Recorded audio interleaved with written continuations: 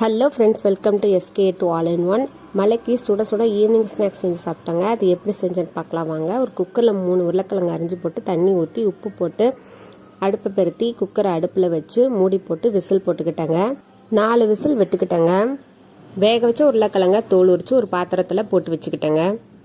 என்கிட்ட bread crumbs இல்லாதனால ஒரு 4 ஸ்லைஸ் பிரெட்டை மிக்சியில் போட்டு அரைச்சி எடுத்து வச்சுக்கிட்டேன்.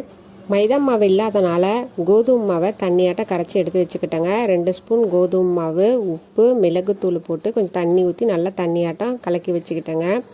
உருளைக்கிழங்கை மசிச்சுட்டு உப்பு, மிளகுத்தூள், மிளகாத்தூள், கரம் மசாலா, சின்னதாக வெட்டி வச்சுருக்க இஞ்சி, பூண்டு, கொத்தமல்லி தழை, பச்சை மிளகா, பெரிய வெங்காயம் நல்லா சின்னதாக வெட்டி வச்சது எல்லாம் போட்டு நல்லா பிசைஞ்சு எடுத்து வச்சுக்கிட்டேங்க.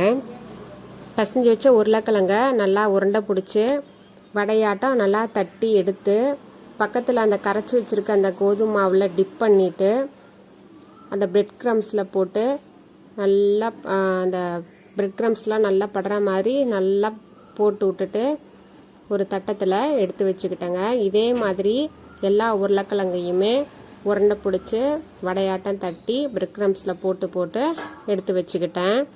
இந்த மாதிரி கட்லட்டாட்டம் எல்லாத்தையும் எடுத்து வச்சுக்கிட்டேன்.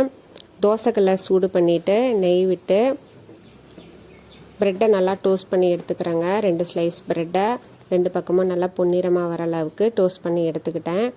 அதே தோசைக்கல்லையே கொஞ்சம் எண்ணெய் விட்டு கட்லட்டாட்டம் தட்டி வச்சுருக்க அந்த உருளைக்கிழங்க நல்லா சேலோ ஃப்ரை பண்ணி எல்லாத்தையும் எடுத்து வச்சுக்கிறேன். நல்லா 2 பக்கமும் பொன்னிறமாக வர அளவுக்கு நல்லா சேலோ ஃப்ரை பண்ணி எடுத்து வச்சுக்கிட்டேன். இப்போ இதை அசம்பிள் பண்ணிடலாம். டோஸ்ட் பண்ணி வச்சுருக்க ஒரு பிரெட் ஸ்லைஸை எடுத்து வச்சு அதை 3 கட்லெட்டை எடுத்து வச்சு மேலே இன்னொரு ஸ்லைஸ் ப்ரெட்டை கவர் பண்ணி முக்கோணம் மாட்டம் கட் பண்ணி வச்சுக்கிட்டேன். இது ஒன்று சாப்பிட்டதே எங்களுக்கு நல்லா வயிறுலாம் ஃபில்லிங் ஆகிடுச்சுங்க. இதை சாப்பிட்டுட்டு ஒரு டீ போட்டு குடிச்சிட்டோம் ஈவினிங் டைமு. ஒரு தட்டத்துக்கு மாற்றிட்டு டொமேட்டோ சாஸ் வச்சு சாப்பிட்டாங்க. செம்ம டேஸ்ட்டாக இருந்தது. என் பசங்களும் சூப்பராக இருந்துச்சுன்னு சொன்னாங்க. இந்த மாதிரி ட்ரை பண்ணி பார்த்துட்டு எனக்கு கமெண்ட் பண்ணுங்கள். தேங்க்யூ.